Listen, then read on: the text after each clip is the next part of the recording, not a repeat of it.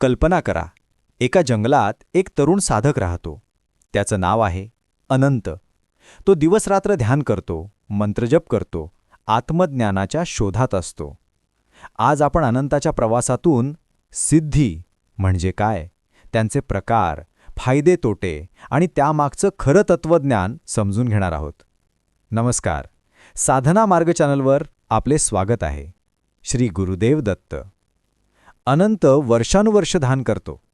एका दिवशी त्याला जाणवतं तो स्वतःचं शरीर इतकं सूक्ष्म करू शकतो की मुंगीपेक्षा लहान होतोय. ही होती अणिमा सिद्धी. पुन्हा दुसऱ्या वेळी त्याला जाणवतं शरीर इतकं हलकं झालं की तो हवेत तरंगतोय.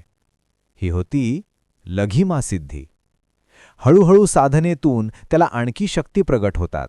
शरीर प्रचंड विशाल करणं महिमा, अत्यंत जड करणं गरिमा, दूरची वस्तू एका क्षणात हातात येणं प्राप्ती, इच्छा त्वरित पूर्ण होणं प्राकाम्य, निसर्गावर नियंत्रण ईशित्व आणि इतरांवर प्रभाव वशित्व.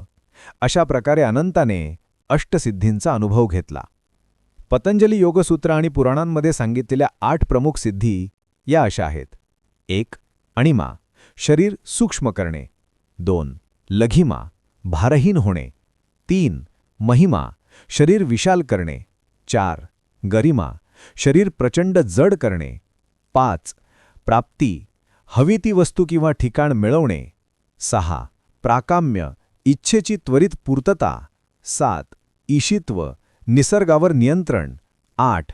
वशित्व, इतरांना वश करणे. दैवी सिद्धी, देवतांकडून मिळणाऱ्या शक्ती. भारतीय धर्मग्रंथांमध्ये देवतांकडून मिळणाऱ्या वरदानांनाही सिद्धीचं स्वरूप मानलं गेलं आहे.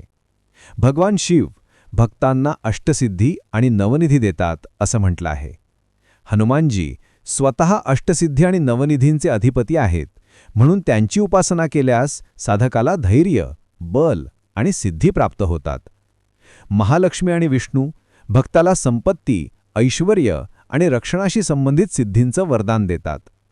देवी, दुर्गा किंवा काली शौर्य, पराक्रम आणि नकारात्मक शक्तींवर नियंत्रण देणाऱ्या सिद्धींचं वरदान.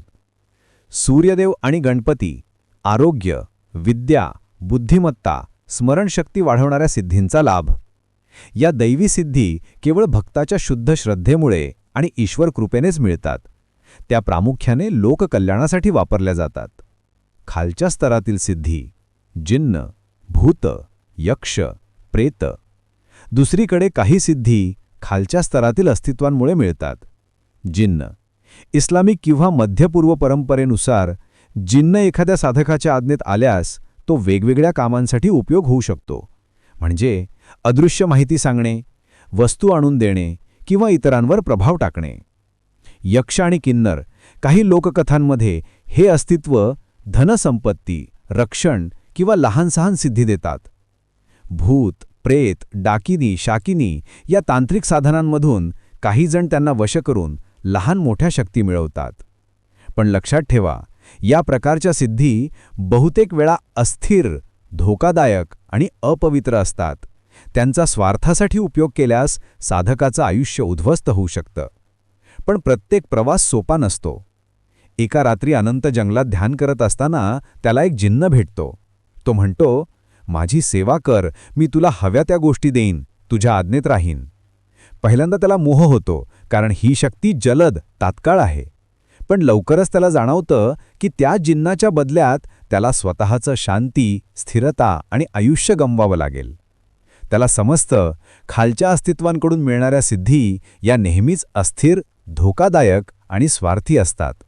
अनंतच्या प्रवासातून आपण काय शिकलो? फायदे. अष्टसिद्धींमुळे त्याचा आत्मविश्वास आणि श्रद्धा प्रचंड वाढला. देवतांकडून मिळालेल्या सिद्धींनी त्याला लोककल्याणासाठी सामर्थ्य दिलं. मानसिक एकाग्रता, धैर्य आणि आत्मबल वाढलं. तोटे. जिन्नकडून मिळणाऱ्या सिद्धींमध्ये त्याला मोह झाला, पण त्याचा धोका समजला. चुकीचा वापर केल्यास अहंकार, पतन आणि कर्मबंधन वाढलं असतं. म्हणजेच सिद्धी या शक्ती आहेत, पण त्या नेहमीच योग्य मार्गावर वापरल्या गेल्या पाहिजेत. अनंताने शेवटी निर्णय घेतला. सिद्धी हे ध्येय नाही, त्या फक्त प्रवासातील पायऱ्या आहेत. खरं ध्येय आहे आत्मज्ञान, मोक्ष आणि परमेश्वराशी एकरूपता. मित्रांनो, आपल्या जीवनातही हेच तत्व लागू होतं.